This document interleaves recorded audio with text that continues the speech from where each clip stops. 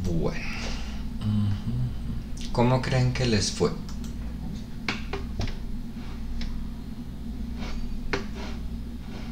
¿No les fue?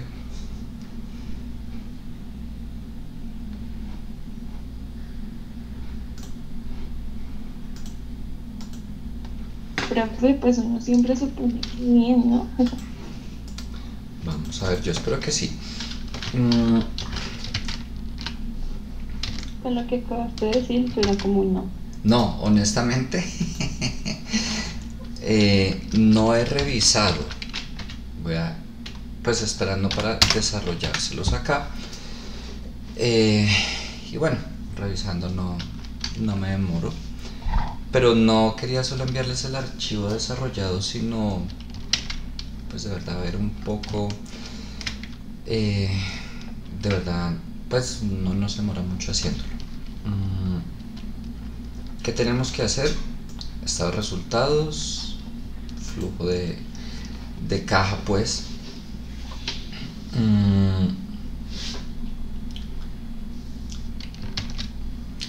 Entonces voy a necesitar algunas cuentas del estado de situación financiera, pero no necesariamente todas. ¿A qué me refiero? Si yo quiero armar el estado de situación financiera, pues está bien. Sin embargo, no es lo que me están pidiendo. ¿Ustedes lo colocaron o no?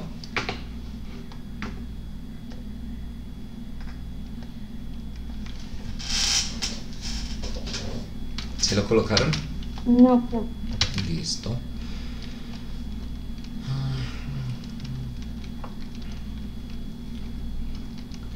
Entonces, no sé, voy a traerme por aquí la estructura que teníamos del flujo de efectivo.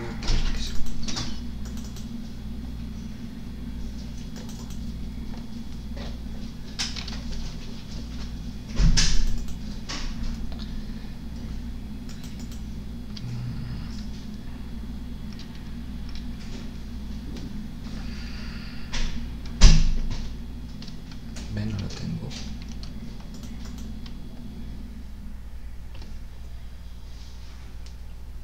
Ven, no lo tengo acá, pero bueno, no importa, lo vamos colocando acá. La empresa planea una inversión en maquinaria de 300 millones, para lo cual adquiere una deuda por este monto a una tasa del 20% efectiva anual, con 10 cuotas de abono a capital iguales al finalizar cada año, es decir, no hay que convertir tasa.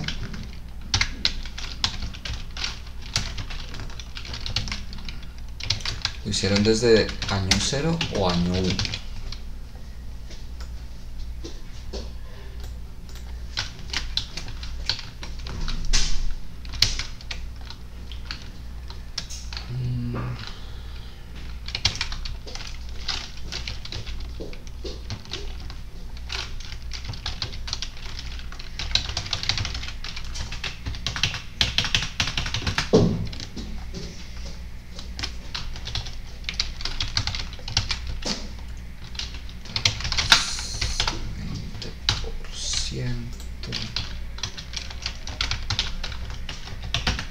Plazo 10.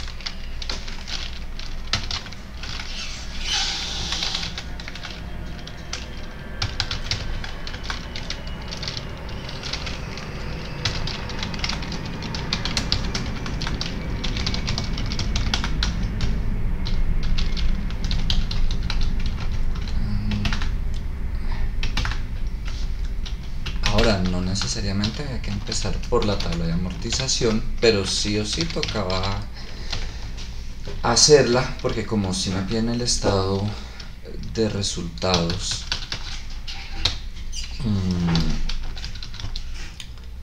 y el estado de resultados lleva los intereses, pues sí necesitaba hacerla.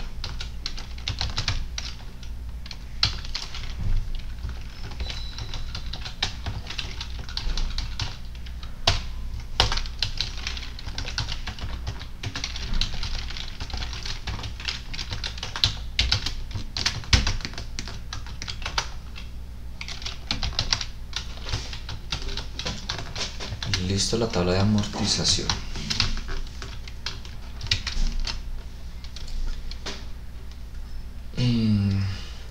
¿Por dónde empezaron ustedes a sacar cuentas? ¿Fueron armando el estado de situación, el estado de resultados, el flujo? Cuéntenme cómo lo hicieron.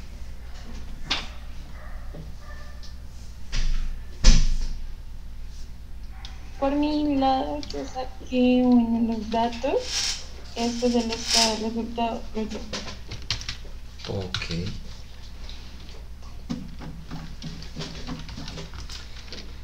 Supongamos que vamos a ir armando aquí el estado de resultados. Entonces coloquemos ventas, costo de ventas, utilidad bruta.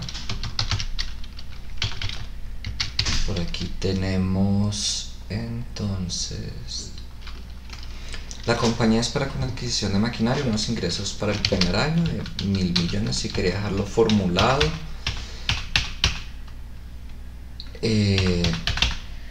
si no, igual en este tipo de pruebas no se espera, puedes dejar formulado el ejercicio como en algunas ocasiones para usarlo posteriormente, además que uno está contrarreloj. Crecimiento de las ventas 7 años, 7%.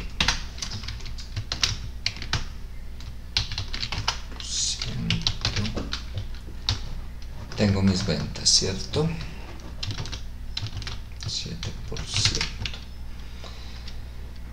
Costos de ventas 60%.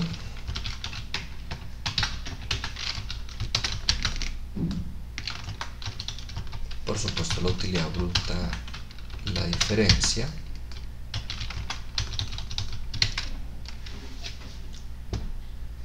Gastos se distribuyen en gastos de administración, 8% sin depreciación. Ya vamos a ver la depreciación.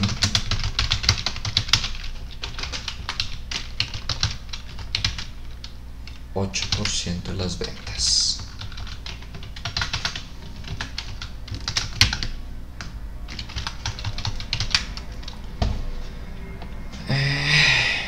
Gasto de depreciación, bueno, la maquinaria es por 300 millones, ¿no?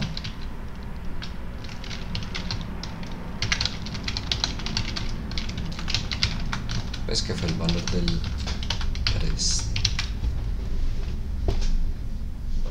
El gasto de depreciación de la maquinaria se calcula por método de línea recta y tiene una vida útil de 10 años. Es decir, que el gasto de depreciación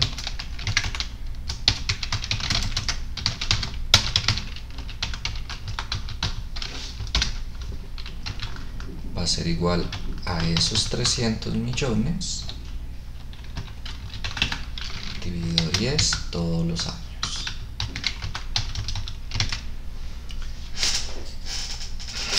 El impuesto es del 33. Creo que no habla de más gastos. Ya viene el pago, el recaudo. Sí. Entonces ahí puedo llegar a la utilidad operacional. Entonces tenemos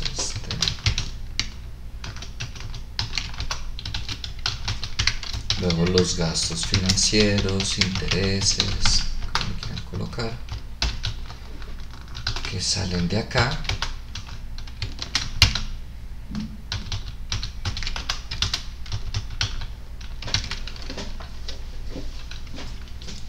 Ahorita al final tenemos que hacerle una pequeña modificación cuando registremos lo de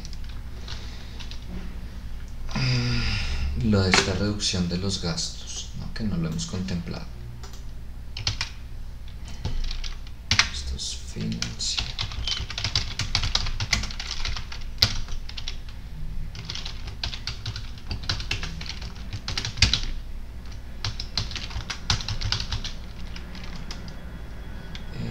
Impuestos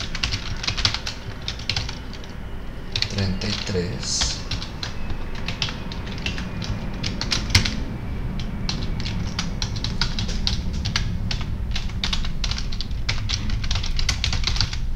y utilidad neta.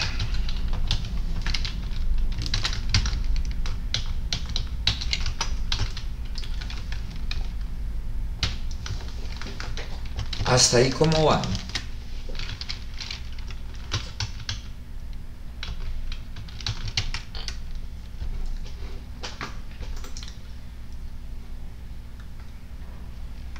Ahora, la empresa espera tener cartera el 20% de sus ventas totales por año. Este lo recibirá el año siguiente. Quiere decir que de las ventas de cada año, yo recibo el 80% y el 20% al año siguiente, ¿cierto?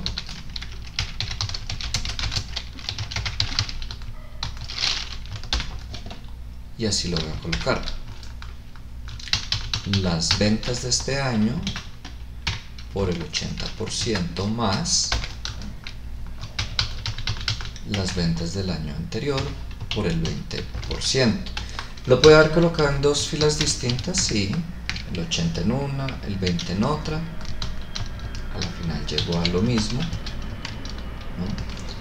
Si coloqué 80 en una, 20 en otra, igual tenía que llegar a los mismos valores. Pero ¿qué dice el último año? Para el año 10, todas las ventas las recibe ese mismo año. Es decir, que aquí no voy a recibir el 80%,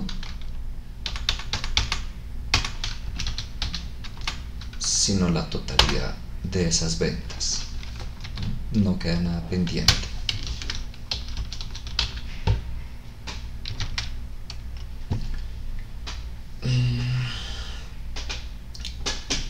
Los inventarios serán 0 para todos los años, es decir, compro lo que voy a vender. En cuanto a las cuentas por pagar referente a los costos de ventas, los cancela en el año que se causa.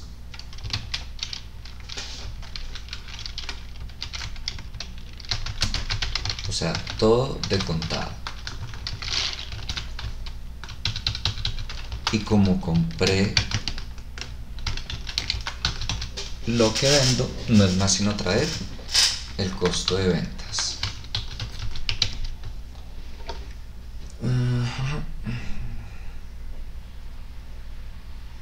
Para el caso de los gastos de administración, la empresa se financiará pagando el 70% de los gastos en el año que los causa y 30% en el año siguiente. Muy similar al de ingreso de las ventas. 70 y 30 al otro. Esos gastos de administración por el 70 más los gastos de administración del año anterior por el 30.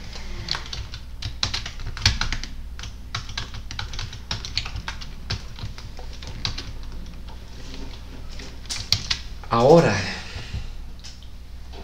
para el último año obtiene una reducción de gastos del 20% al pagar el 100% de la deuda que tiene. Quiere decir que de este último año los gastos de administración van a ser eso multiplicado por el 80%, una reducción del 20%, y pago el 100%.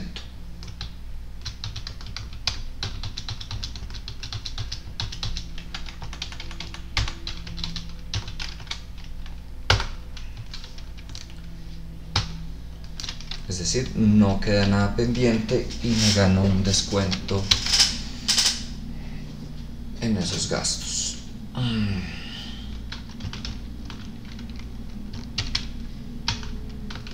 No tengo más ingresos.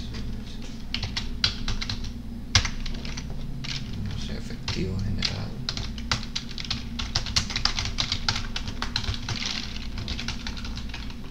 Esto menos esto.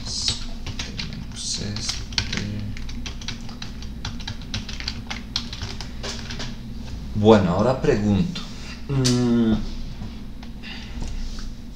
Con respecto a lo que dice ahí de flujo de caja del proyecto, ¿cómo lo armaron?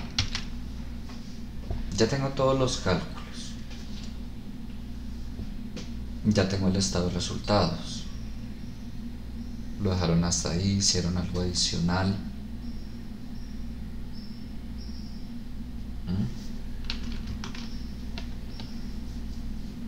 O lo voy abriendo.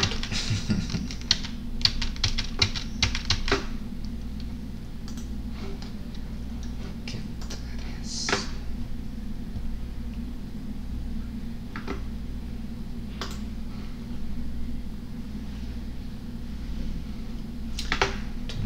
¿Cuál hablo? ¿Alejandra o Laura?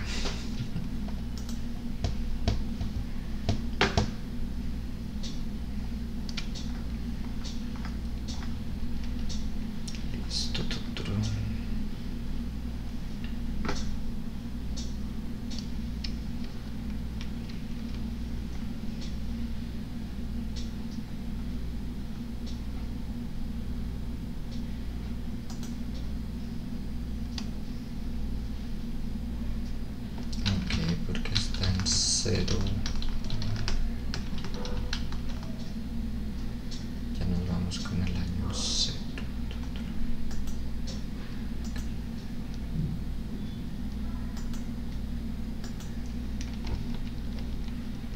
Pregunta aquí por qué les daba caja. Porque aquí caja final 0. Ah, ok, sí.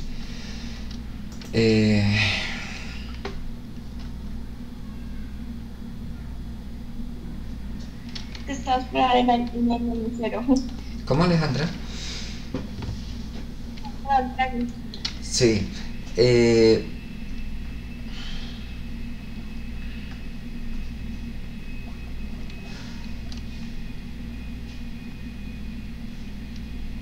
Ok, me falta el...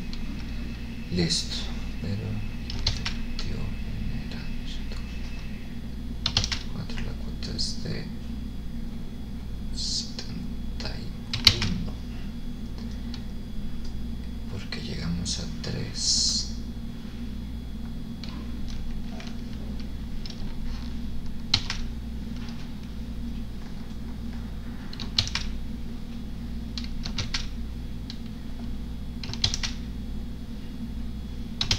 Los impuestos, Dios mío, qué mal.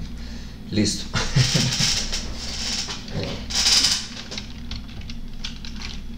Un momento. No lo he estructurado y no me dicen nada.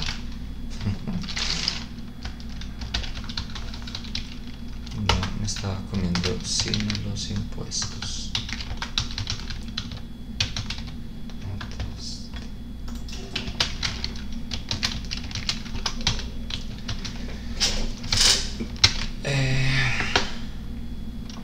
Ahí no dice si los impuestos se pagan ese año, el año siguiente. Bajamos ese año. Creo que ya solo me falta incluir el préstamo. Listo.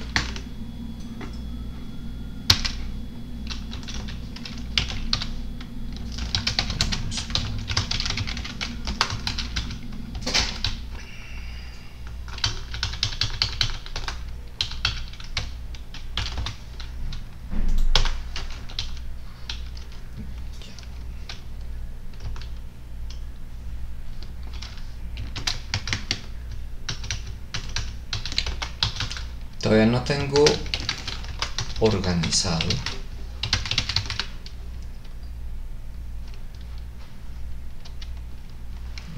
estoy en, si se dan cuenta, estoy en esta fila, pues sin la estructura completa.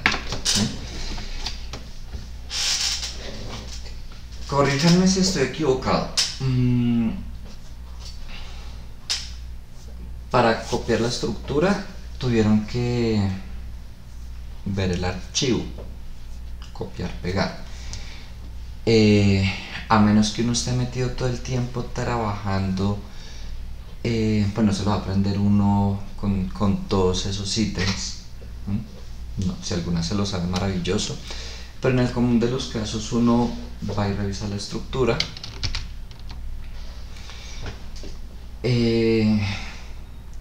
Aquí recuerden, uno está sin libros, sin internet, así pues con lo que uno recuerda, ¿no? Y puede llegar a pasar que ustedes no se acuerden de la estructura en algún momento que les toque hacer el flujo efectivo.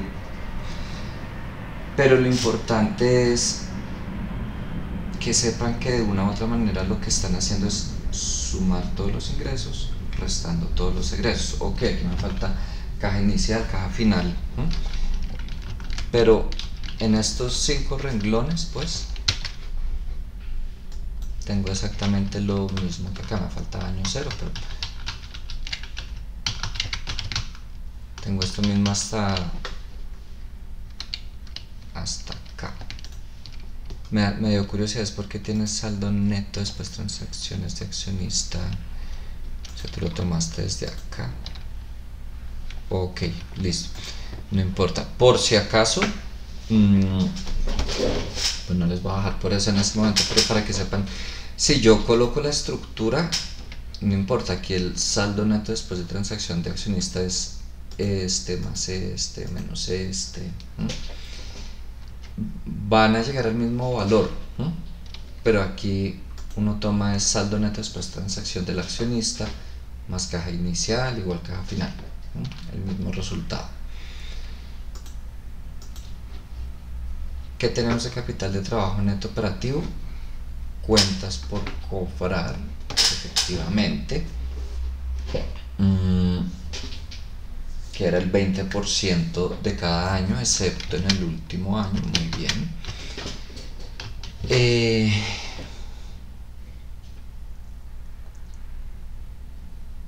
Gastos de administración, resta 176. Muy bien.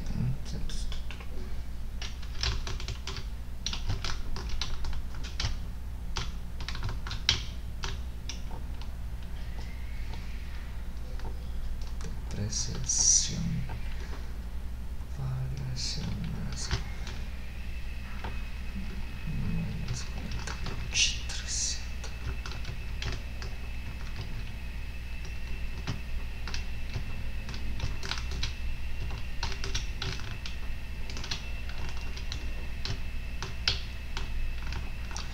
Por si acaso,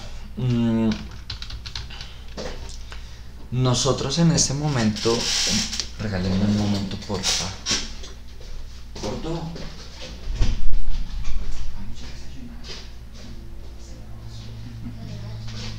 Ya no tienes para que desayunes. ¿Quieres tomar algo frío o caliente? ¿Quieres sandwiches?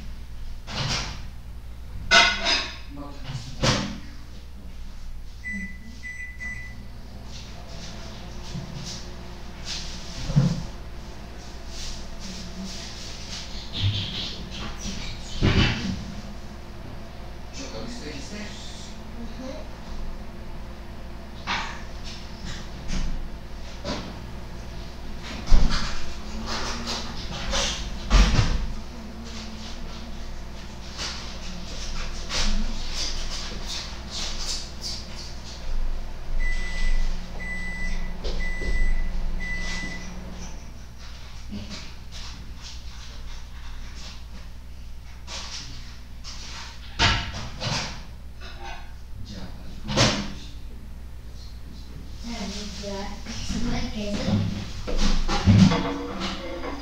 Los sándwiches y no se le puede poner tanto.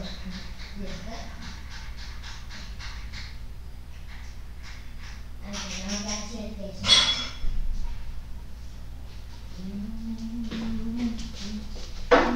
Para un tiempito. Siéntate, disfruta tu desayuno. Ya, qué pena, niñas. Se me pasó aquí el tiempo volando y el chiquitín tiene clase ahorita.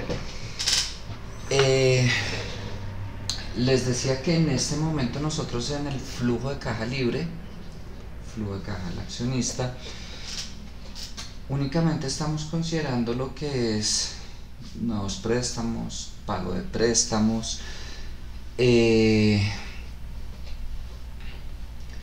va también el tema de políticas de dividendos,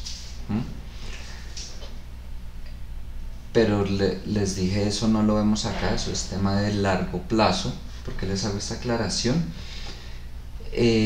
Yo esperaría que en el desarrollo de largo plazo le aumentaran unas filas más, lo que es pago de dividendos, recompra de acciones, que más allá de una fila más o una fila menos, es cómo se llega a calcular esas recompras de acciones, pago de dividendos, todo eso.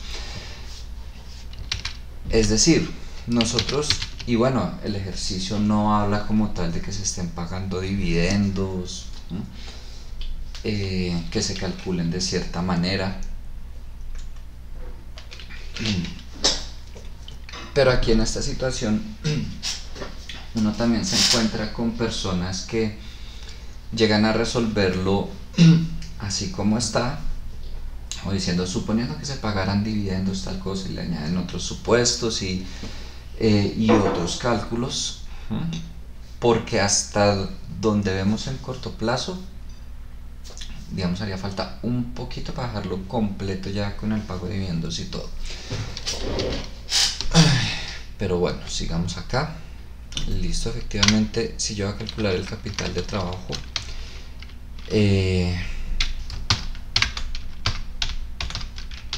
deudores comerciales, cuentas por cobrar, que efectivamente dijimos que era las... perdón.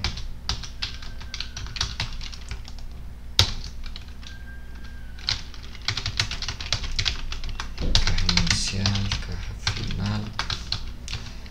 Bueno, año 0, recibo el préstamo, compro la maquinaria, caja final, caja inicial 0.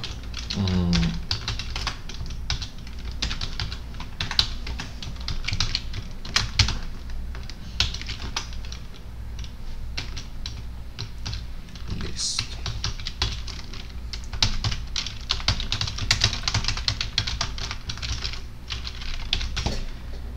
Dijimos que las ventas por el 20% y gastos de administración, dijimos los gastos de administración por el 30%, ¿sí? ¿Qué problema?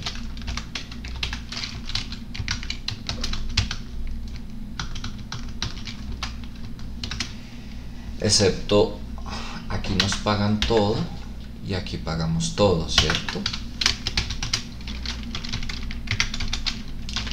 Y no tenemos más.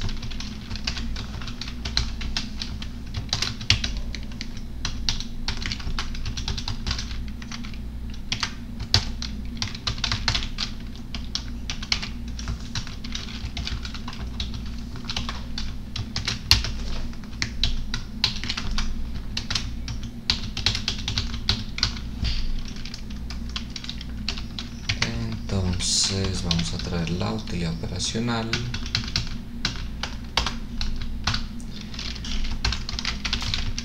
Impuesto aplicado por el 33, la UOTI,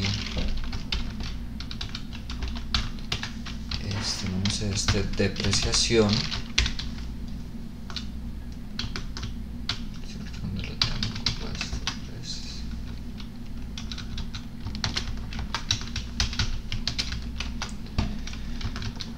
No tenemos provisión, no tenemos amortización.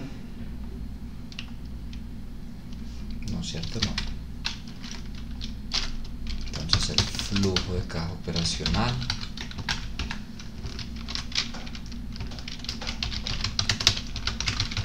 nuevas compras.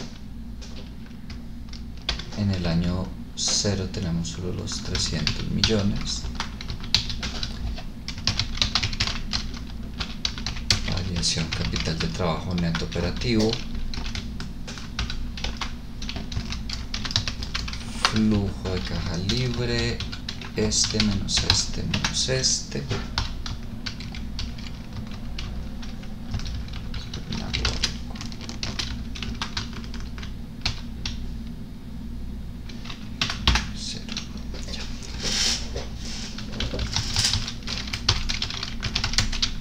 Nuevos préstamos, tenemos los 300,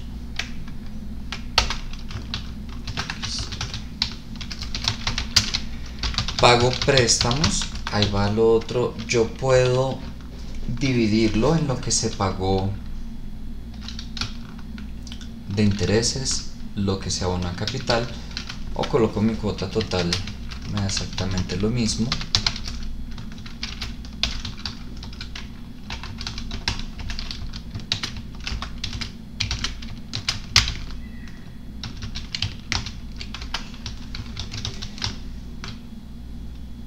Y listo el punto 1.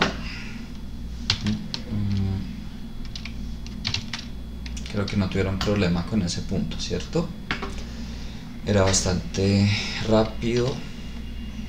Claro, repito, si yo me pongo a armar la estructura completa con todos los títulos, posiblemente tenga que ponerme a mirar. Repito, si lo estoy trabajando recurrentemente, pues es más fácil que me lo aprenda, ¿no? Pero si no, a la final, ¿qué es lo que me interesa? Esto y esto. Que como calculé esto, que si armé la estructura completa de unas filas en cero de proveedores, de todo eso, a la final llegó al mismo resultado. ¿De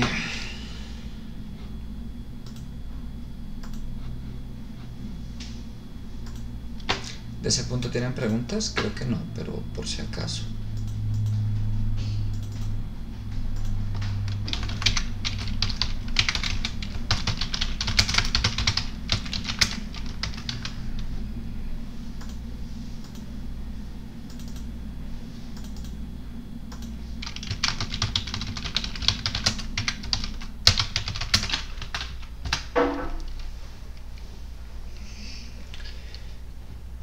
Punto 2. Así también, ¿cómo hicieron el punto 2? Prueba y error, buscar objetivo. Con buscar objetivo. Ok. Yo lo utilicé con hipótesis. ¿Tú qué, Nicole? Perdón. Yo lo utilicé con hipótesis en... ¿Cómo se llama? En... Buscar objetivo. Sí. Hago una aclaración. No sé si a las dos les dio el mismo resultado o tengo una ligera variación.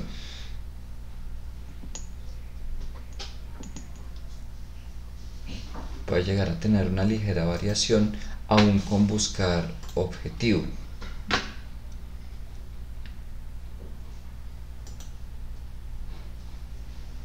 Efectivamente, si se dieron cuenta, 5.570.000 y creo que el otro era 5.564 aún, y puedo borrarlo y volver a usar buscar objetivo, y puede que me dé otro valor un poquito más abajo, un poquito más arriba. Hay un rango, es como entre 5.535 y 5.585 que se mueven las respuestas, algo así. ¿Por qué? Porque no tengo, o sea, no llega a ese 10% exacto, ¿no? Si yo aquí no sé si hicieron el ejercicio, a veces llego a 9,99999% o 10,000001, una cosa así. Bueno, lo que vamos a usar en buscar objetivo está bien, 10% de utilidad antes de impuesto. Muy bien. Ok, con ustedes no hay problemas, que hubo unas personas, no ustedes. Regálenme un momento, por favor.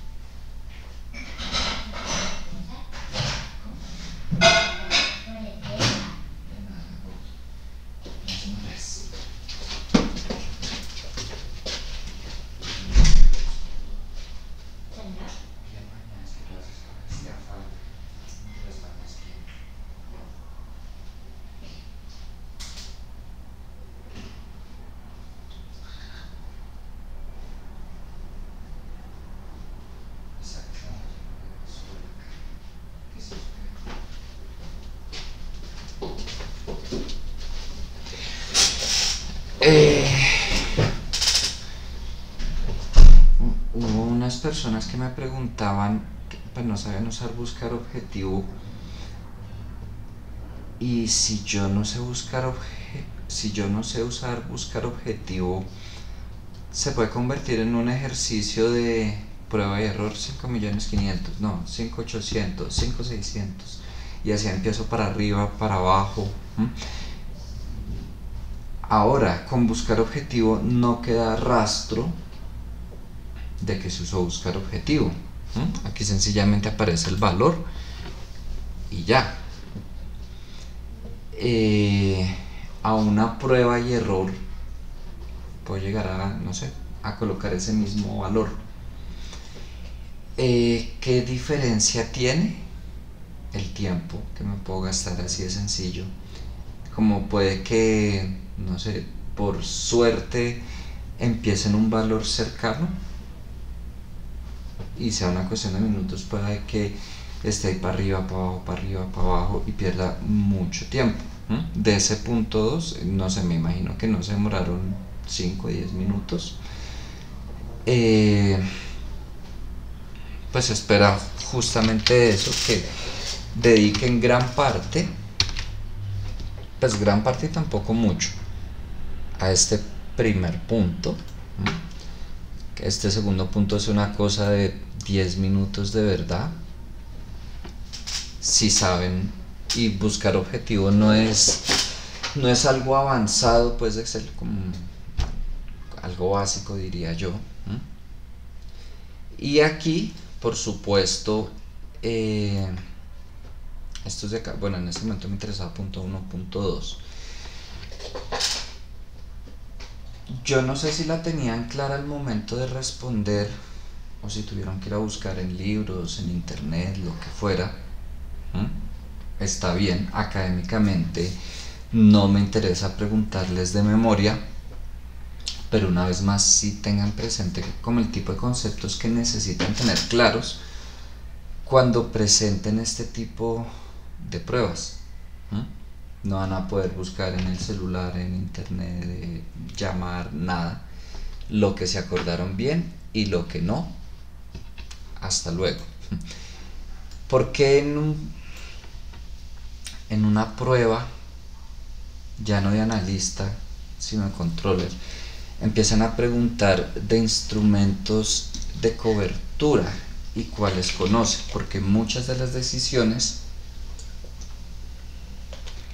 que se toman en estos cargos tienen que ver con esos instrumentos, con inversiones. Repito, ya no es tanto como en un cargo de analista, que se espera un conocimiento más de análisis financiero, mucho más fuerte de Excel.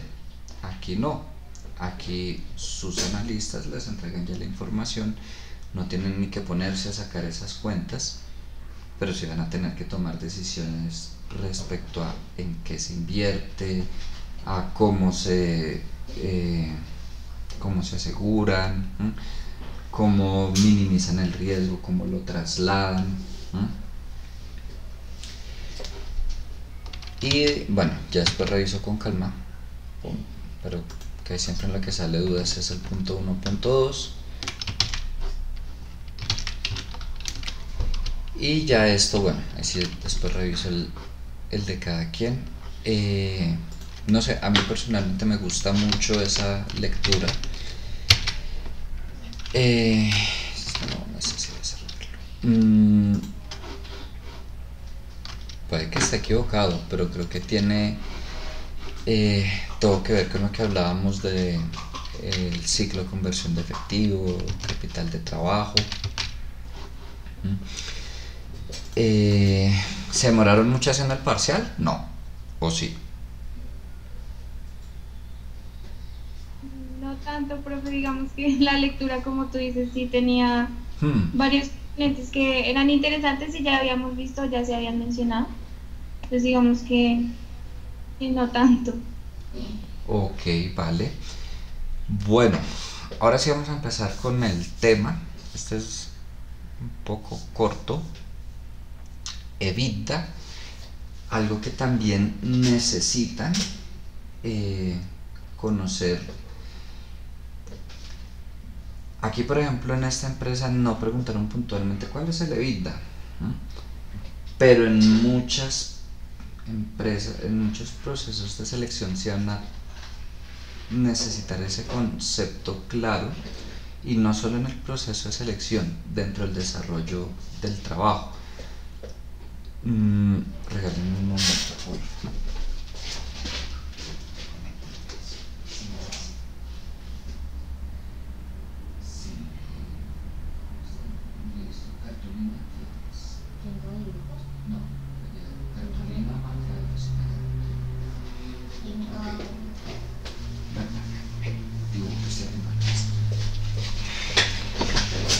Bueno, voy a pedirles un favor, regálenme 2 minuticos.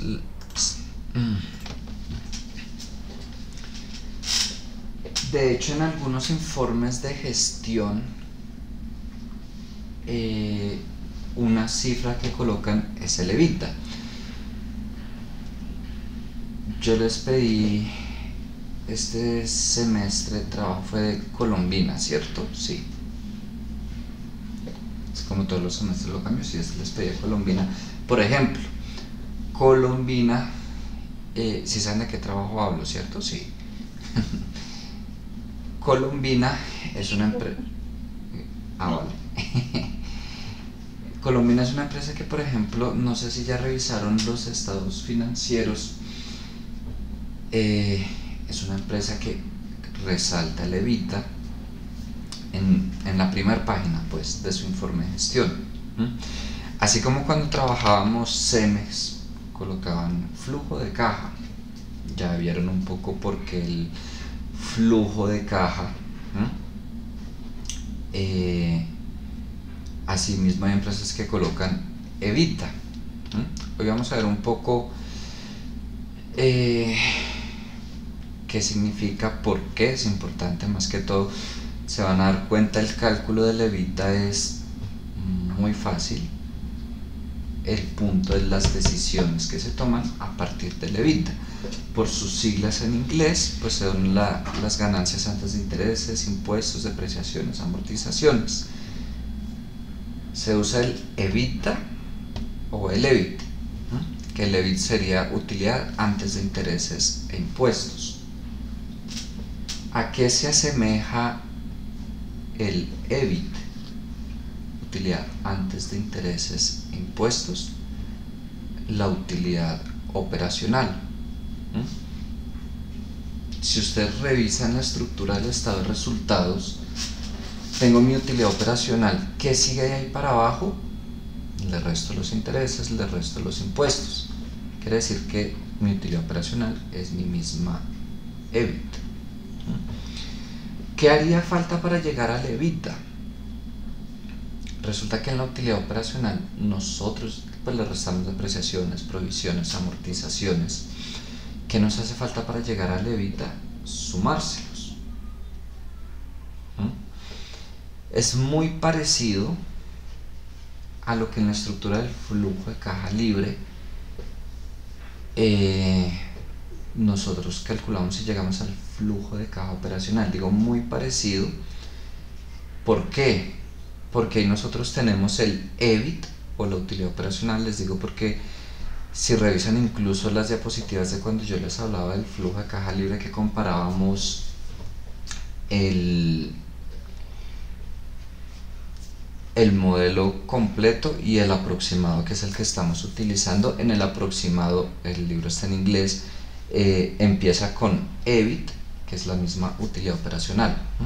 Nosotros a esa utilidad operacional le restamos los impuestos en el flujo de caja libre y le sumamos pues depreciación, amortización, provisión, y llegamos al flujo de caja operacional. Cuando ustedes van a calcular el EBITDA, van a hacer lo mismo de tomar la utilidad operacional, sumar la depreciación, amortización, provisión, solo que no le van a restar los impuestos. De una vez a la utilidad operacional le suman depreciación, amortización, provisión, con la misma lógica, porque fueron gastos que disminuyeron la utilidad pero no representaron una salida real de efectivo, y ese es el cálculo del EBITDA. Ya pasamos a revisarlo en cualquiera de los ejercicios que hayamos hecho, taller, parcial, lo que sea que tengamos estado de resultados, incluso con el de ahorita, pues.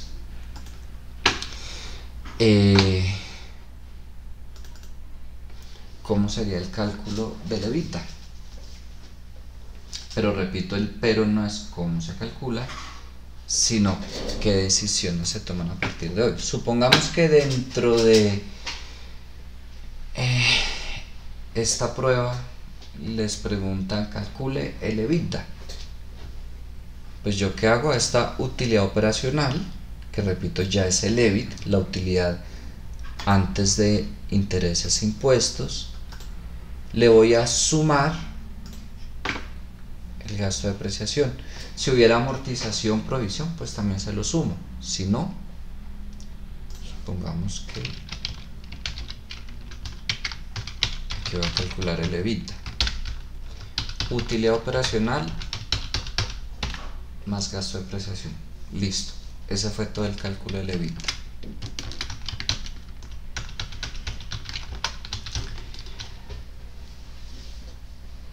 Hay quienes les gusta partir no de la utilidad operacional, sino de la utilidad bruta. A la final estamos haciendo exactamente lo mismo. ¿Qué hacen algunas personas? Toman su utilidad bruta y empiezan a restar únicamente los gastos que representan una salida de efectivo. En este caso serían los gastos de administración. Hicimos exactamente lo mismo, solo que aquí yo partí de arriba y le resté los 80 millones sin restarle los 30. Aquí yo partí de una operación donde ya se le habían restado los 30 y se los volví a sumar. Por donde quieran llegar no hay ningún inconveniente, pero normalmente se parte de la utilidad operacional y se le suma la depreciación, amortización, provisión, es lo más común. Sin embargo, pues a veces uno se encuentra con esas cosas, no importa, se llega al mismo resultado. ¿Hasta ahí todo claro? Sí, profe. Listo. Entonces, ¿por qué es importante el EBITDA? Más allá de qué significa, cómo se calcula, que con eso no hay inconveniente. Es la caja con la que se espera atender 5 compromisos que ya lo vamos a ver. Se espera que del EBITDA se paguen los impuestos, la deuda, Del EBITDA se realizan las inversiones que se necesitan en capital de trabajo, las compras de activos fijos y se paguen los dividendos. Si ustedes se ponen a revisar la estructura del flujo de caja libre, justamente lo que se está haciendo es atendiendo esos 5 compromisos. Tenemos la utilidad operacional, bueno, ahí pagamos los impuestos. Después del flujo de caja libre es que miramos lo del servicio a la deuda y lo de dividendos, que reitero, espero que política de dividendos lo vean en largo plazo para complementar el tema de flujo de caja libre, que sería lo único que les hace falta de flujo de caja libre. Y para llegar, calculamos el flujo de caja operacional sumándole depreciación, amortización, provisión, y le restamos estas dos cifras, variación en el capital de trabajo neto operativo, es decir, inversiones adicionales al capital de trabajo neto operativo, y reposición de activos fijos o compra de activos fijos, inversiones en activos fijos, el nombre que le quieran colocar. Es decir, se espera, no siempre pasa, pero se espera que el flujo de caja del accionista sea positivo o igual a 0, ¿no? Es decir, que el EBITDA alcance para cubrir todos esos compromisos, ¿no?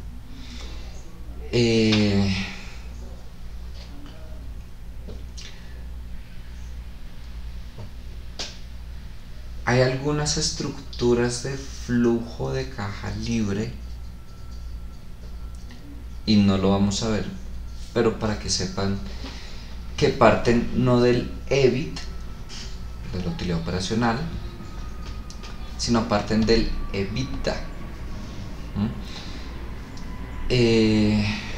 Va a implicar una ligera variación en el resultado, porque significa que yo, antes de restarle los impuestos, le sumé las depreciaciones, amortizaciones y provisiones. Va a presentar una ligera variación en el resultado del flujo de caja libre final. Porque parten algunas estructuras del EBITDA y no del EBIT, principalmente para revisar este tema de, ok, este es mi EBITDA, sí me alcanza para cubrir los impuestos, la deuda, lo que necesito adicional en capital de trabajo, las compras que voy a hacer de activos fijos, pagar los dividendos o no. Es lo único.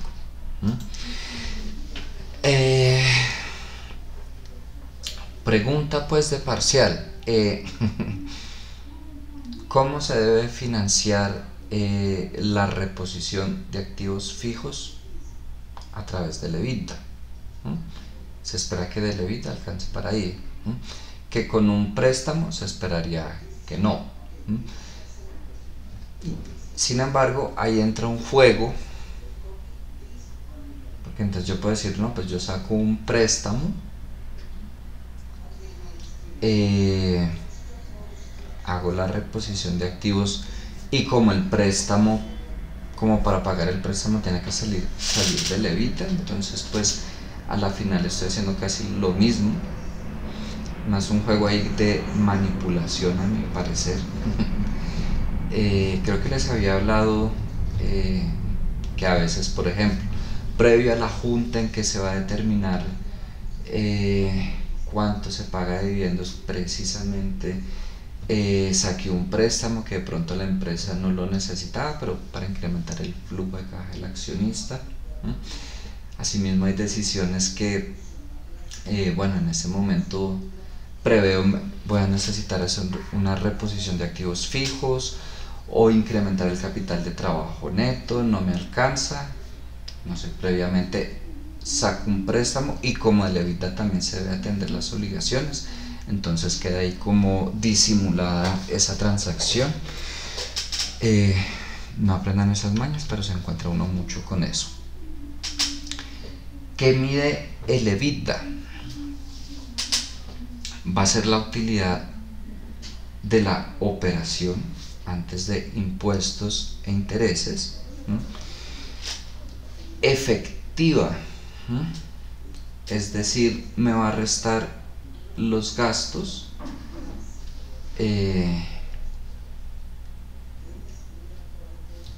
operativamente, que financieramente realmente sucedieron. ¿Qué pasa con las depreciaciones, por ejemplo? Claro, son un gasto, me disminuyen la utilidad, pero no es más que un tratamiento contable de los activos fijos. Yo, no sé, pagué los 300 millones por la maquinaria en el ejercicio y claro, año tras año fui depreciando 30 millones, pero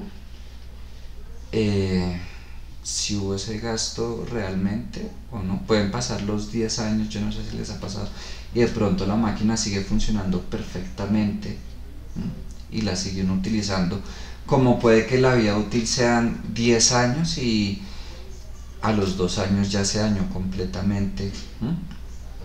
La apreciación no es más que un tratamiento contable que toca hacerlo y bueno, y todo lo demás, pero es algo contable, no financiero pues realmente. Y utilidad del periodo, porque ¿qué sucede con las amortizaciones? Claro, son gastos, eso sí, pero que se fueron causando consecuencia de adquisiciones que hicimos antes, los arriendos anticipados, las patentes, entonces eso medimos con el EBITDA. Vamos a empezar a utilizarlo para las decisiones que les digo. Listo, primero ya sé por qué es importante, para lo que me debe alcanzar.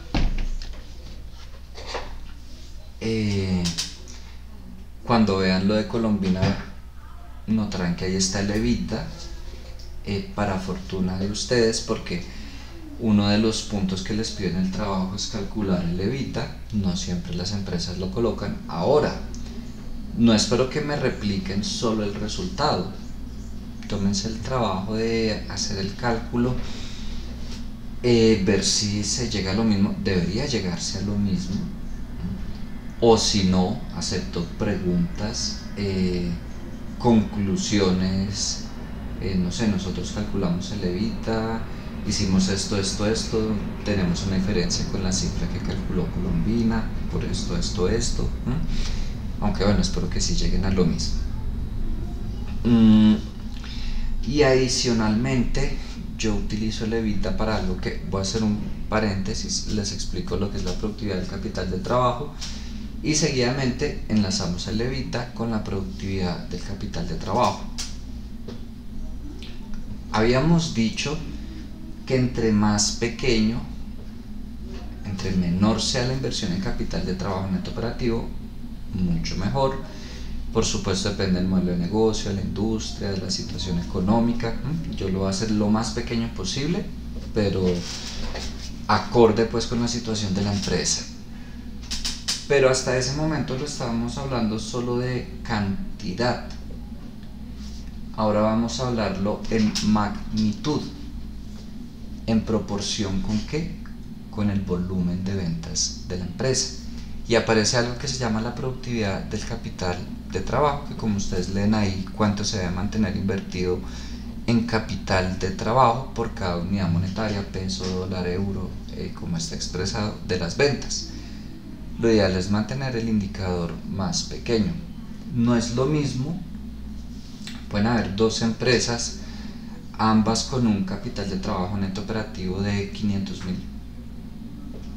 pesos, dólares, lo que sea, pero una con esos 500.000 logra unas ventas de 1 millón y otra con esos mismos 500.000 logra unas ventas de 2 millones. En cantidad estamos hablando del mismo capital de trabajo, pero en magnitud se podría decir que una es más eficiente, porque con ese monto logra un mayor volumen de ventas. ese PKT entonces, no sé, me va a dar, me dio 0,5. Significa que yo necesito 50 centavos por cada unidad de venta. 0,30, 30 centavos o 30% del capital de trabajo neto para ese volumen de ventas, como lo quieran mencionar. El cálculo es el mismo, ya si lo coloco en centavos, en porcentaje, lo dejo así. Ahora quiero que hagan este ejercicio. Consideres el caso de una empresa que por sus características de operación asociadas con el grado de rivalidad del sector debe conceder 90 días de plazo en sus ventas y mantener 30 días de inventarios. El margen bruto de la empresa es el 40%. Si las ventas del año fueron 1.000 millones, ¿de cuánto es el capital de trabajo operativo? Todavía no nos estamos metiendo con productividad del capital de trabajo. Ya vamos para allá. Vamos a trabajar este ejemplo en varios cálculos. Aquí estamos en nivel fácil. ¿Sí tienen idea por dónde empezar?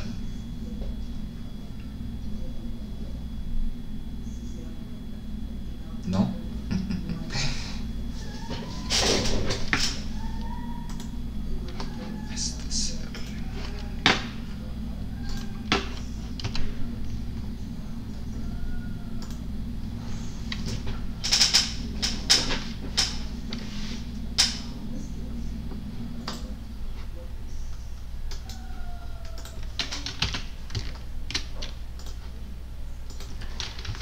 Bueno, vamos a empezar por... Tengo ventas de 1.000 millones, ¿cierto? Dice que el margen de la empresa es el 40%.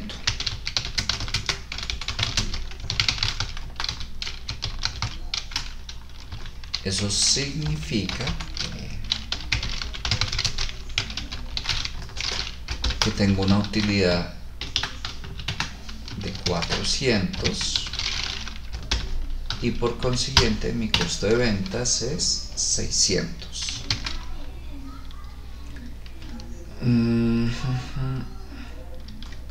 Tengo un periodo promedio de cobro de 90 y una edad promedio de inventario de 30. Con esas cifras pueden calcular el capital de trabajo.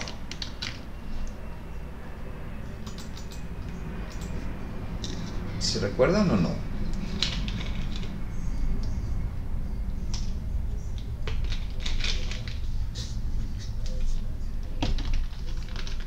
Voy a hallar mis cuentas por cobrar y mis inventarios. Entonces va a tomar mis ventas por periodo promedio de cobro sobre, bueno, 360, 365 y los inventarios pues por el costo de ventas sobre 365. ¿Quieren que lo dejemos con 365 o 360? Con 365. Listo, ahí está con 365. Listo mi capital de trabajo operativo.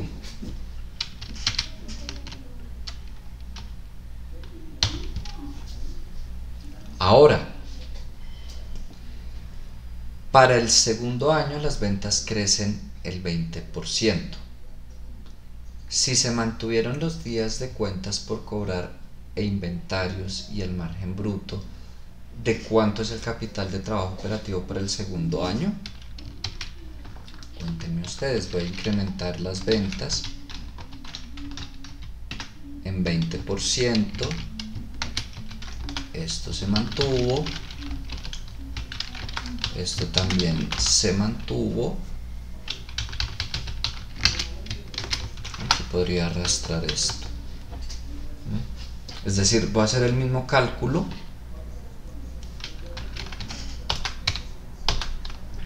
pero con nuevas cifras de ventas, nuevas cifras de costo de ventas.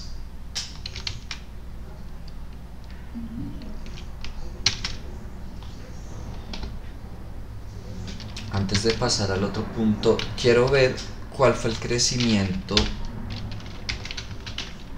de cada uno de los valores.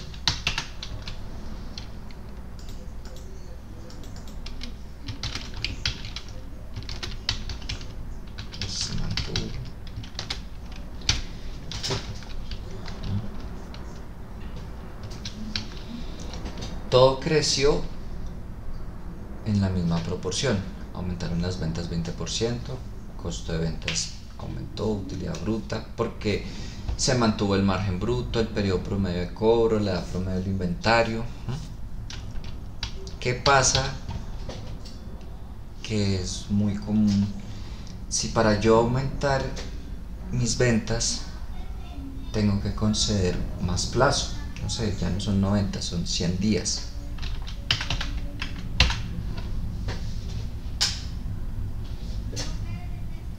Por supuesto, mi inversión en cuentas por cobrar aumentó en una mayor proporción que mis ventas, y por ende el capital de trabajo operativo creció en una mayor proporción que las ventas.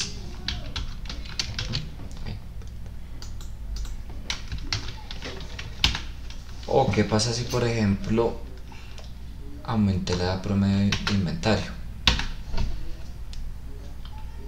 Lo mismo. Mis inventarios crecen en una mayor proporción que las ventas y por ende la inversión en capital de trabajo crece en una mayor proporción. ¿Por qué les digo esto? Ya vamos a ver con lo que sigue. Suponga que al final del primer año la cuenta de proveedores por pagar en el balance general era de 100 millones.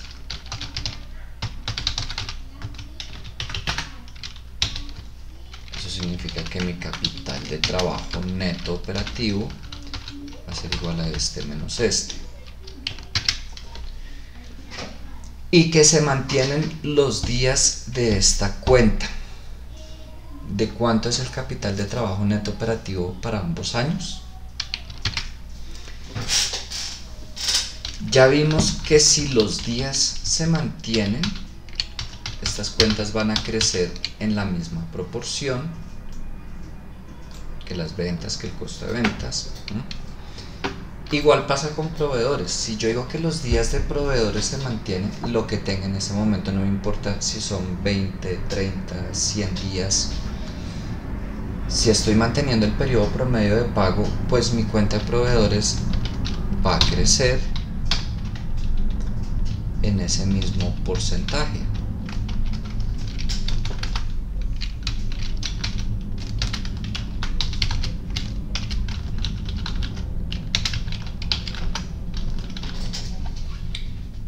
Y por ende mi capital de trabajo neto operativo también.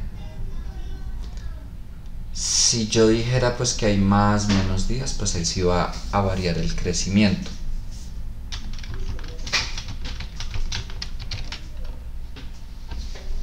Ahora, si empezamos hasta ahí, temas pues que ya habíamos visto.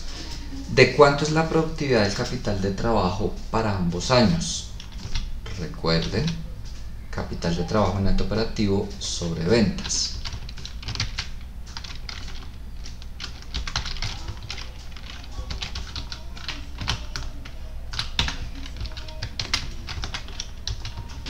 $0,20.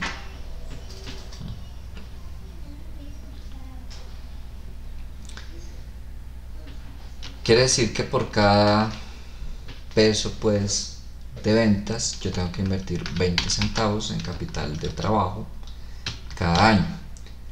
Vamos a ver qué pasa nuevamente si misma situación. Para poder lograr ese incremento en ventas, yo tuve que dar 10 días adicionales de crédito.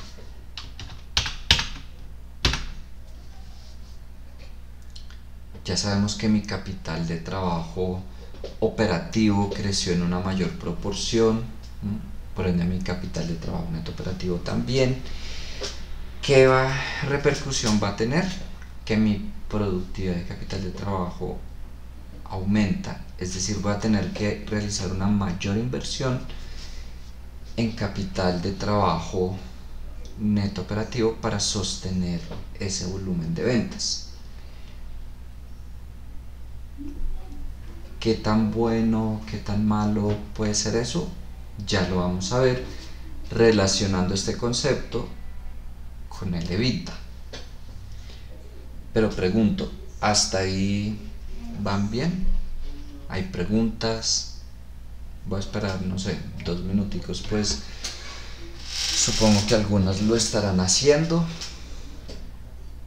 Y regálenme 2 minutos, ya regreso mientras terminan.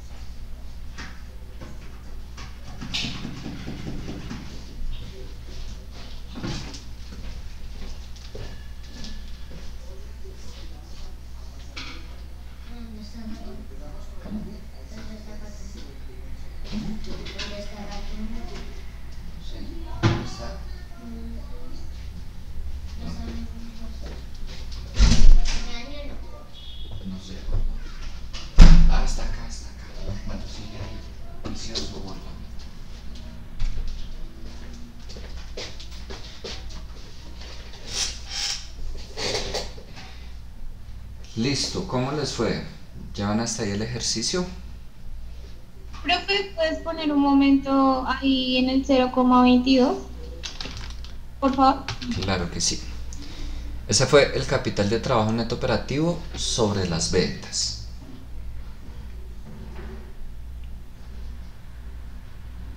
Ah, ok, gracias, profesor. Con gusto. Aquí entonces también, ¿para qué nos sirve eso? Antes de meterme al EBITDA, repito,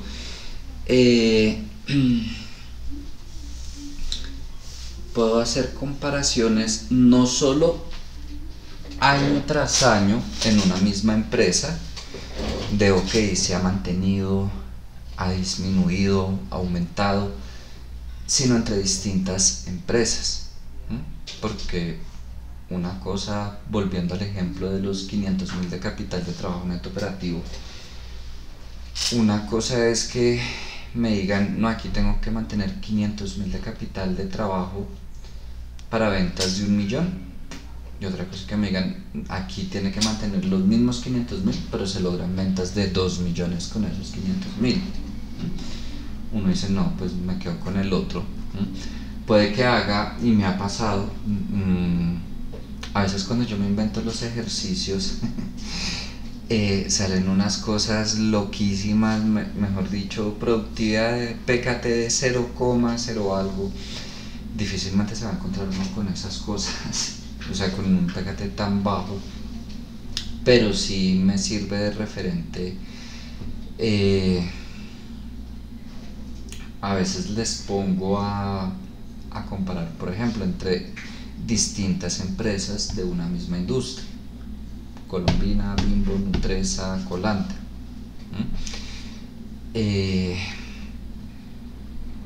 Ya vamos es más, ahorita vamos a revisar un ejercicio de un taller y vamos a ver un poco, analizar un poco la gestión de la empresa con distintos indicadores. No las razones, sino de lo que estamos viendo. ¿Ya vas a ir, Lizeth? Listo. Voy a volver a modificar por lo pronto ese 100 por ese 90 y todo queda en el 0,2.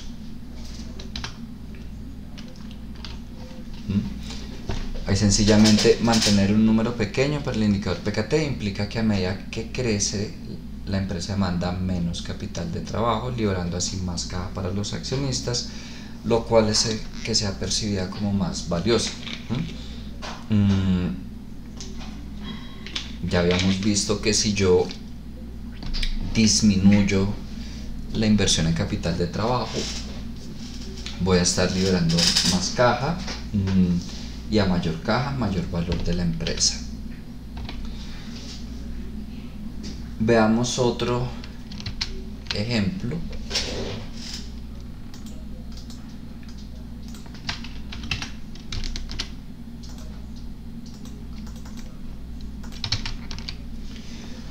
Consideres el caso de las empresas A y B que se dedican a la misma actividad, cuyas cifras financieras son idénticas, venden lo mismo, ganan lo mismo, etc., excepto en lo relacionado con el capital de trabajo neto operativo. La empresa A debe mantener 25 centavos por cada peso de ventas, mientras que la empresa B mantiene 35 centavos. En el año 1, ambas empresas venden 2.000 millones y para el año 2 las ventas aumentan a 2.800. ¿En cuánto se incrementó el capital de trabajo neto operativo para ambas empresas en el segundo año? ¿Empiezan o empiezo?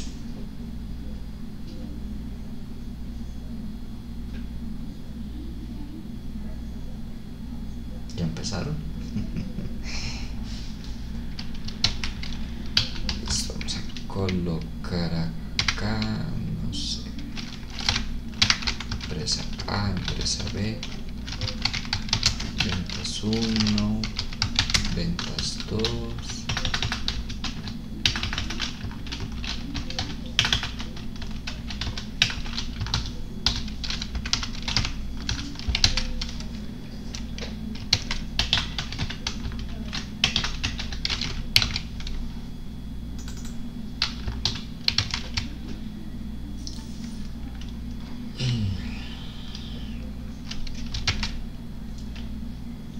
es esta la información que me da el ejercicio. ¿Sabrían cómo calcular el capital de trabajo neto operativo?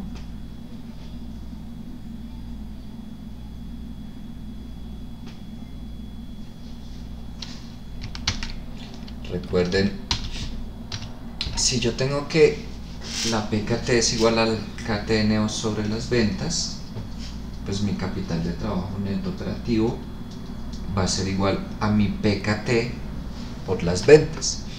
Esas ventas están dividiendo, pasan al otro lado a multiplicar. Ok, yo podría... Despejaste ahí la inicial. ¿Me repites, por favor? Es decir, que entonces despejaste la fórmula inicial. Sí, de esta fórmula que acabamos de ver.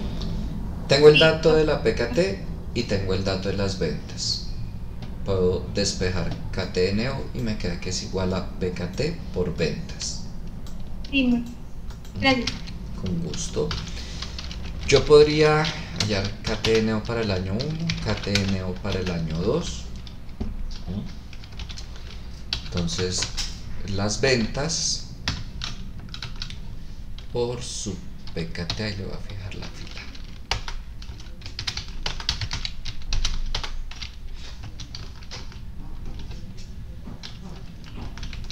Ok, quiere decir que el incremento del KTNO sería igual a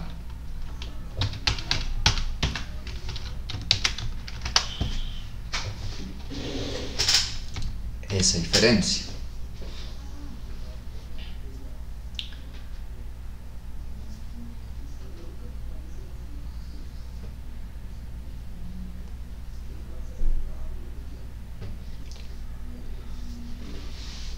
No solo estamos hablando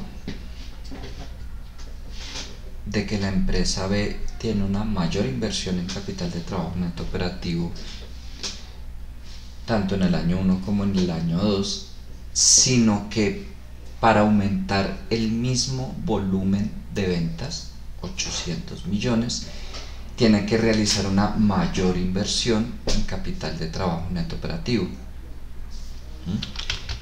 En ambos casos estamos hablando del mismo incremento de ventas, 800. Pero la empresa B, por tener una PKT más alta, tiene que realizar una mayor inversión en capital de trabajo neto operativo.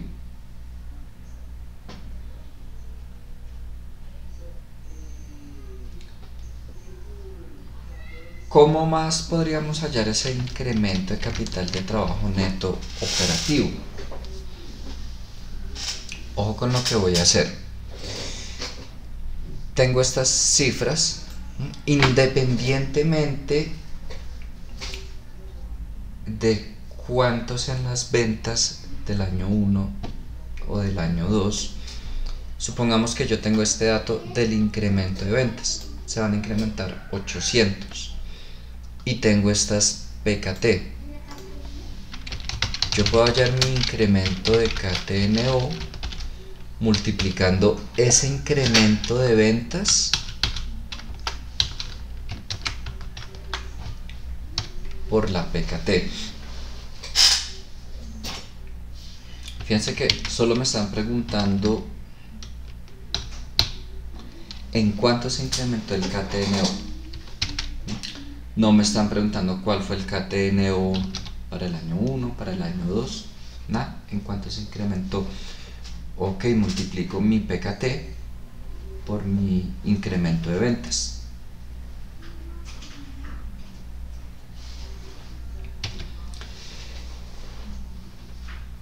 Puede que no siempre se cumpla eso que acabo de hacer.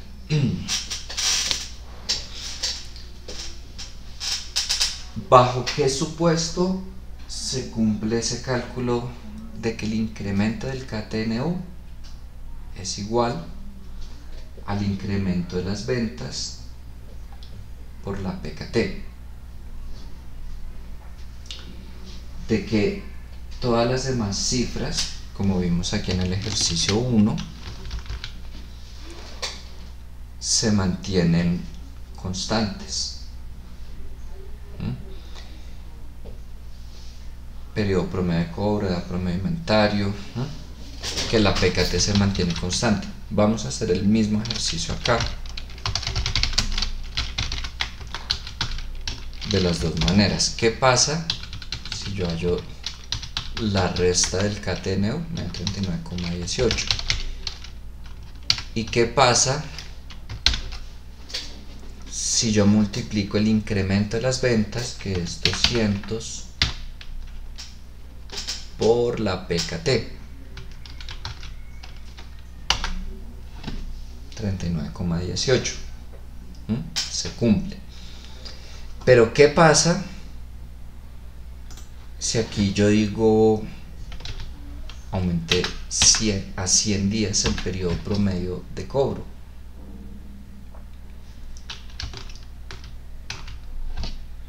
Primero, la PKT varió de un año a otro. Y si yo me voy a calcular la cifra del KTNO del año 1, la del año 2, y realizo la resta, que estoy evidenciando cuánto se incrementó, el KTNO va a ser muy diferente a multiplicar ese incremento de ventas, esos 200, por la PKT que traía. Incluso si lo multiplicara por la PKT del año 2, tampoco. ¿Por qué? Porque hubo variaciones en otras cifras. ¿Por qué les hago esa aclaración? Porque eso que yo acabo de hacer ahí lo pueden hacer y se va a cumplir siempre y cuando, ok, la PKT del año 1 es igual a la del año 2, no hubo variaciones pues en las otras cifras, pero en el momento en que la PKT cambia de un año a otro, Muy seguramente hubo variaciones en el periodo promedio de cobro, promedio de inventario, periodo promedio de pago, margen bruto, lo que sea, y no se va a cumplir eso. Y lo más certero, ahí sí sería hallar el KTNO del año 1, del año 2 y mirar de cuánto fue ese incremento, como lo hicimos acá.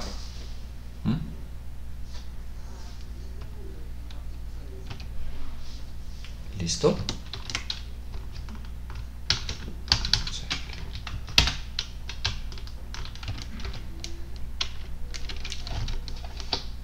Hasta ahí tienen preguntas, espero, van al día.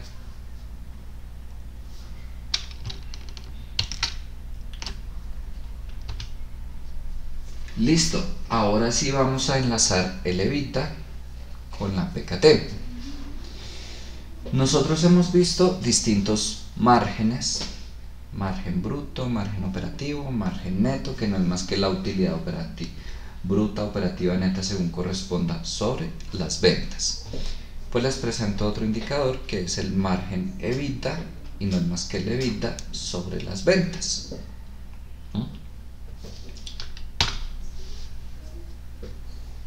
Y aquí vamos a ver algo que se llama la palanca de crecimiento, y aquí es donde enlazamos el EBITDA con el capital de trabajo neto operativo, y como calculamos la palanca de crecimiento, el margen EBITDA sobre la PKT.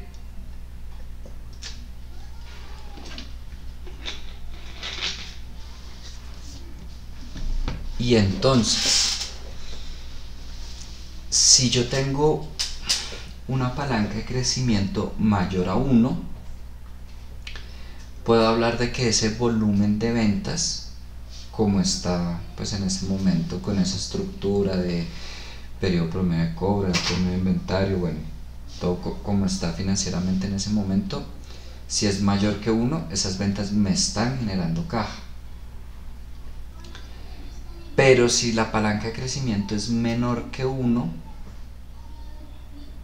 podemos hablar de que más que generarme caja, me está demandando caja ese volumen de ventas. Nosotros, pues cualquier empresa va a querer aumentar sus ventas. Es natural, es normal. Lo raro sería que uno no quisiera aumentar las ventas. Pero uno no se puede poner a aumentar las ventas como sea, sin tener en consideración si me conviene, no me conviene. En ese momento no vamos a calcular, pero uno puede llegar a calcular tasas óptimas de crecimiento de las ventas. Hasta qué punto me es conveniente aumentar las ventas y hasta qué punto no. Volviendo al ejemplo, si yo para aumentar mis ventas necesito dar más días de crédito, está bien siempre y cuando la empresa sea consciente de la inversión que eso le representa, si está dispuesto y tiene los recursos para asumir esa inversión, porque si yo me pongo a dar crédito a lo loco, y sí, le doy más plazo y lo que sea, y resulta que mi empresa no está en esa capacidad, voy a empezar a enfrentar problemas de caja, de tipo, no sé, me deben no sé cuántos millones, pero todavía no me los van a pagar y tengo que empezar a pagar préstamos, empleados, un montón de cosas, y no tengo de dónde hacerlo.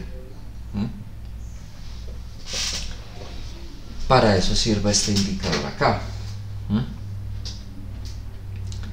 Pero no es solo si me genera o me demanda, sino qué tanta caja me genera o me demanda. Y ahí calculamos también lo que se conoce como brecha o remanente, y es la diferencia, ya no la relación, sino la diferencia entre el margen EBITDA y la PKT. Y ya vamos a ver su interpretación. Miremos este ejemplo.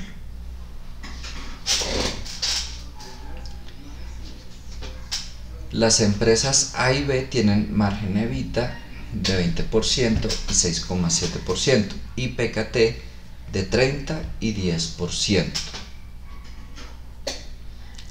¿A cuánto equivale la palanca de crecimiento de cada una de las empresas?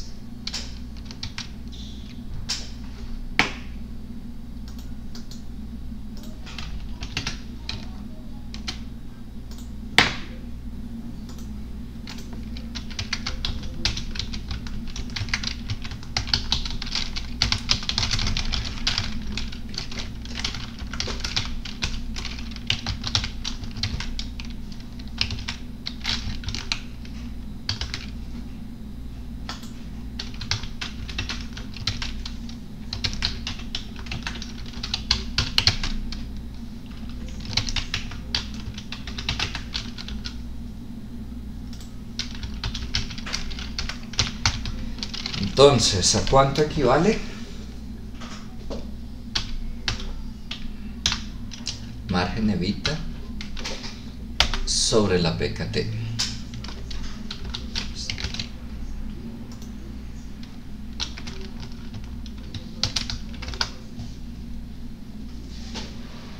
Tenemos la misma palanca de crecimiento, pero están en situación diferente. Creo que es evidente el margen EBITDA, la PKT.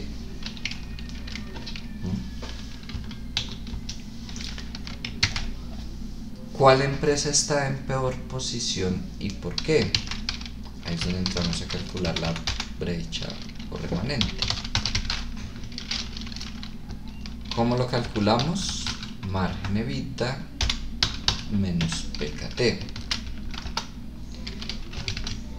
¿Qué me está mostrando ese resultado de brecha o remanente? En este caso es una brecha. ¿Cuánto le falta a cada empresa aumentar su margen EBITDA para encontrarse en una posición en que por lo menos la palanca de crecimiento sea igual a 1?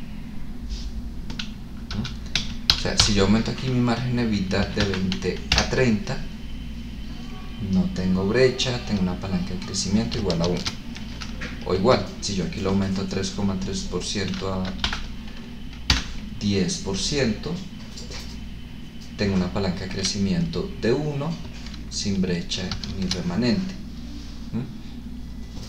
Es lo que le falta al margen EBITDA. Bueno, aumentar el margen EBITDA o disminuir la PKT. Puede ser en ambas vías. ¿A cuál le falta más? A la A. Esa está en peor posición. Llegar a aumentar el margen EBITDA un 1% puede implicar tiempo, varias decisiones, puede que no pase en un solo periodo. Por eso el llegar a una palanca de crecimiento de 1, aunque tiene la misma palanca de crecimiento, para esta empresa puede representar menos tiempo, menos esfuerzo, más fácil, mientras que esta incluso puede que no lo logre. O disminuir la PKT igual, como sea. ¿Qué pasa si, por ejemplo, no sé, tenemos aquí un margen EBITDA del 15%? Tenemos una palanca de crecimiento de 1,5 y aquí pues ya no es una brecha, sino un remanente. Claro, la idea igual es mantenerlo, incluso aumentarlo, pero podría darse el lujo de disminuir ese margen EBITDA un 5% y aún estar en una buena posición, o aumentar esa PKT.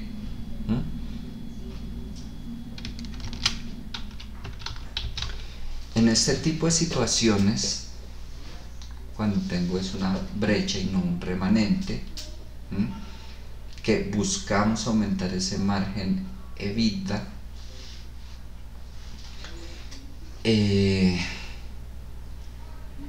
yo definitivamente no puedo llegar a aumentar más mi PKT. Si yo aumento más mi PKT, empiezo a tener mayor brecha, mayor palanca de crecimiento. Debo buscar pues disminuir de esa inversión en capital de trabajo neto operativo, aumentar mis ventas sin que se llegue a aumentar la PKT. Pero si estoy en esta posición, en esa posición en que me puedo dar el lujo de disminuir mi margen EBITDA, es en ese momento pues en que puedo llegar a considerar promociones. Puedo aumentar mis ventas llegando a aumentar mi PKT y aún así estar en una buena posición. Entonces ahí sí puedo hablar de dar más días de crédito. Complementando un poco lo anterior, llegar a considerar pagar más pronto a los proveedores y aprovechar los descuentos por pronto pago. En esa posición sí, aquí no.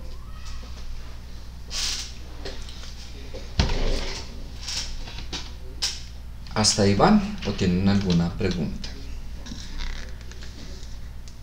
Pero digamos que la que tiene la brecha menor es la que se encuentra en mejor posición, ¿sí? Porque tiene que aumentar menos el margen EBITDA, ¿sí? Eso es lo que... Es correcto, sí señora.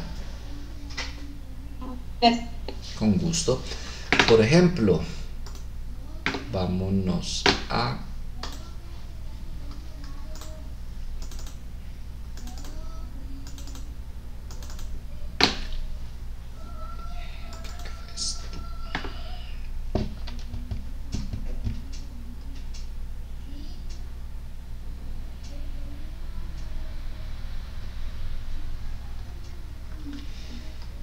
Voy a calcular acá el margen EBITDA y la PKT.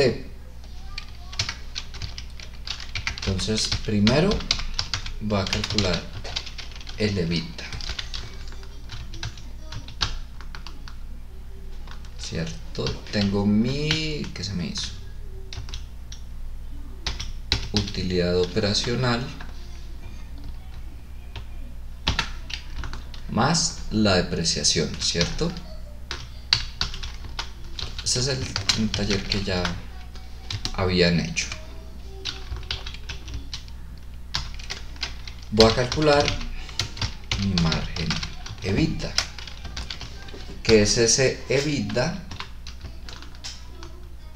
sobre las ventas.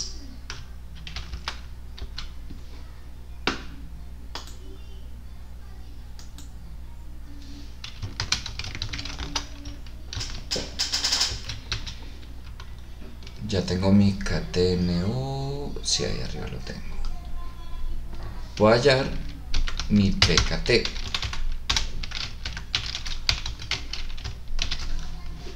que es igual a mi KTNO sobre las ventas.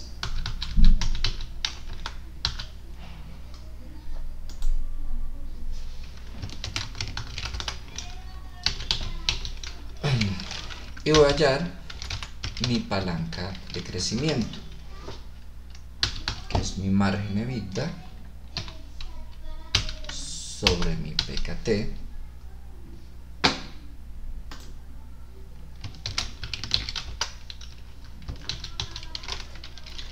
y mi brecha. Margen EBITDA menos PKT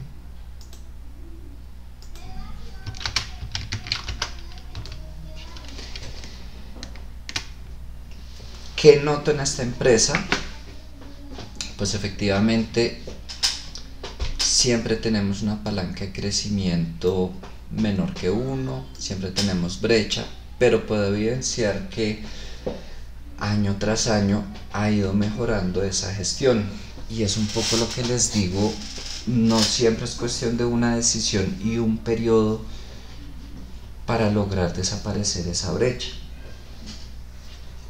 Aunque, no sé, aunque aquí en 2019 uno diría no está en buena posición, si yo me voy a revisar el progreso, pues primero, año tras año ha ido aumentando su margen EBITDA. Segundo, su PKT igual, año tras año ha ido disminuyendo.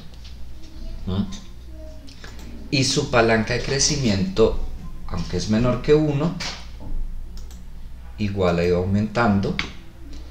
Y su brecha, aunque todavía la tiene, año tras año ha ido disminuyendo.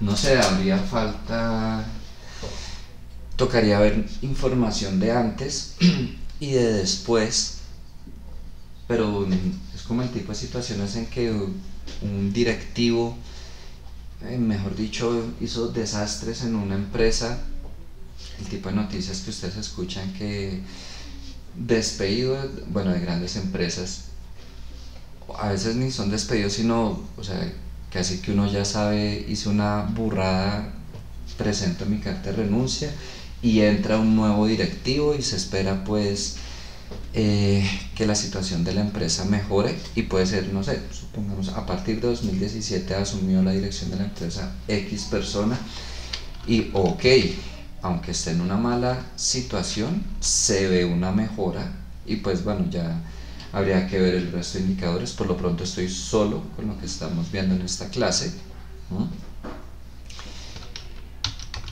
y yo puedo decir si ha mejorado. Falta ver qué tantos desastres hizo el directivo anterior, o repito, cómo estaba la empresa en años anteriores, pero solo con esta información yo digo, bueno, sí, va por buen camino. El EBITDA también ha crecido.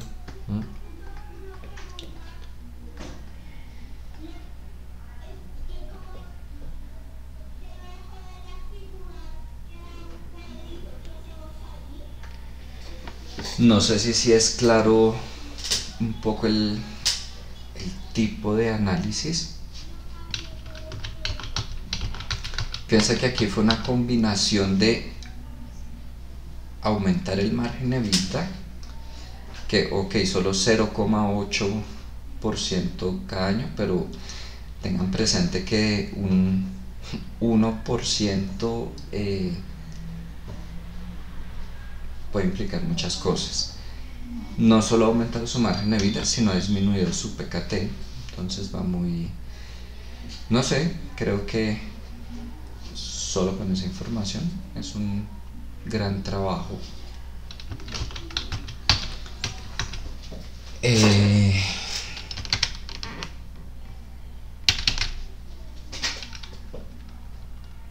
¿Preguntas o todo claro?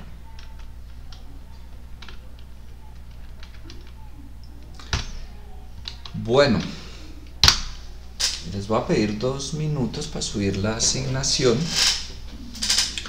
Ustedes tienen en el Drive, por si acaso,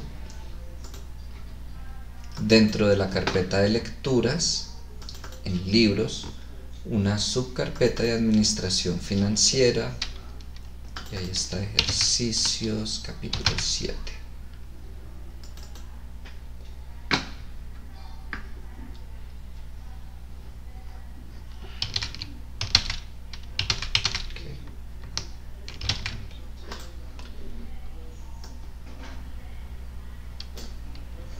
Tienen que hacer estos 2 ejercicios.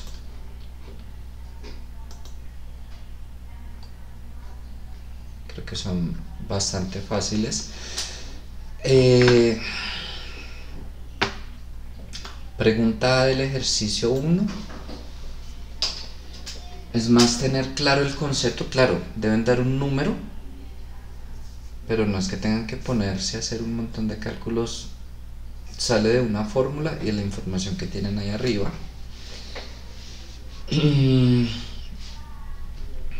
Pregunta B, un cálculo muy rápido de algo de lo que hicimos aquí en, que este no es, algo de lo que hicimos acá en punto 1, punto 2.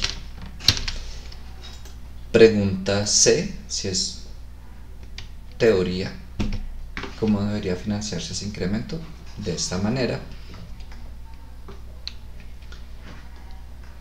Pregunta 2, igual, el A, muy lo que hicimos en el ejercicio 1 y ejercicio 2. Y B, también un poco de teoría de lo que yo les mencionaba acá en esta parte. Nada, voy creando la asignación, vayan abriendo el archivo y pregunto, creo que son ejercicios de hacer en, no sé, 10 minutos y 10 minutos por mucho. Lo pueden hacer en equipo.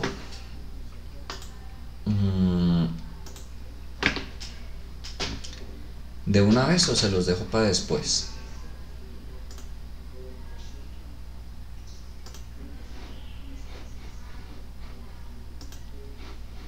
Hola. ¿Para después, profe? Sí, profe.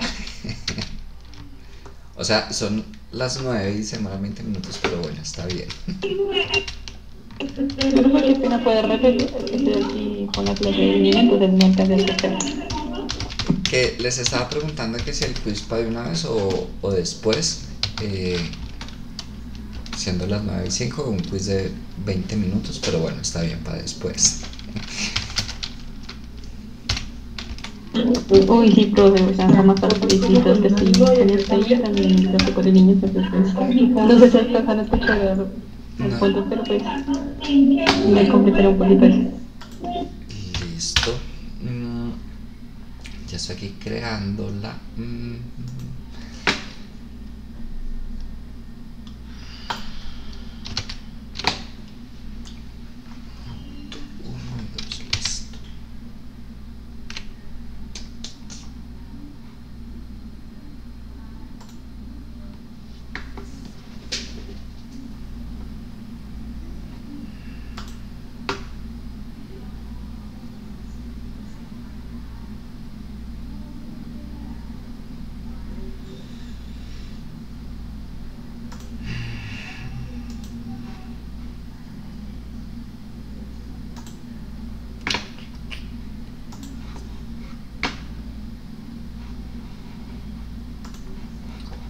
Ya regálenme un minuto y ya termino de subir.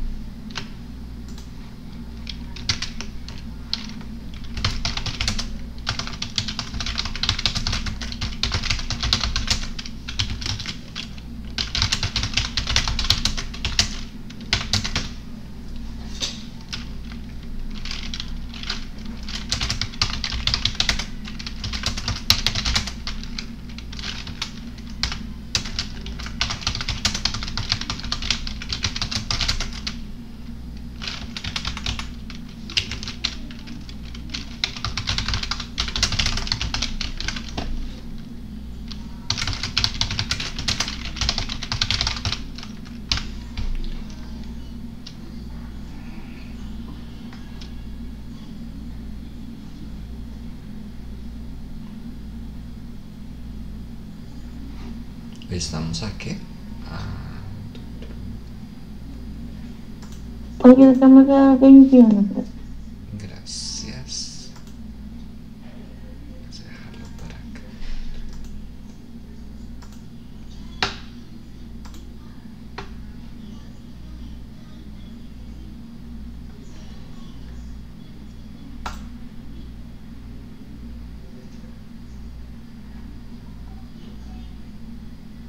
Wow. un momento, nunca me había salido esto. Me salió, se produjo un error al asignar la tarea, pero no me dice cuál es el error.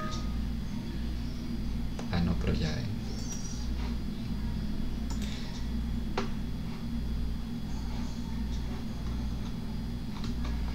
Pueden ver si ya les sale la tarea, porfa.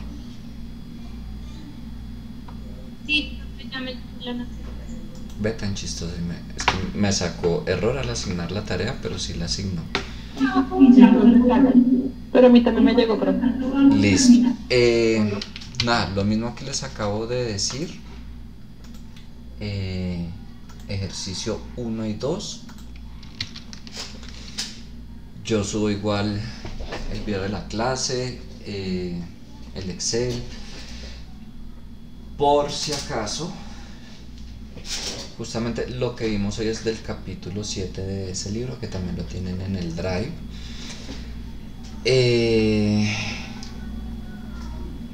Les dejé de plazo no hasta este, sino hasta el próximo viernes, pues, para que miren a ver cuándo lo hacen. Pero pues es algo muy corto de verdad.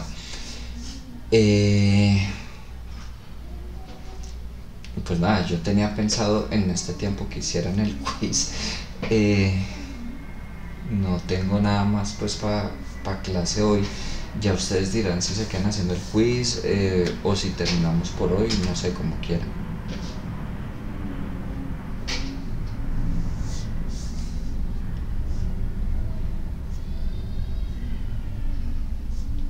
Pues igual yo creo que vamos a empezar a hacerlo. Si alcanzamos a enviarlo ahorita en tiempo de clase, pues sería genial. Pero si no alcanzamos, igual cualquier cosa que preguntamos o algo así. Listo. Entonces, pues nada, aquí voy a estar, cualquier cosita me preguntan, ¿vale? Vale, profe, muchas gracias. Listo, con gusto.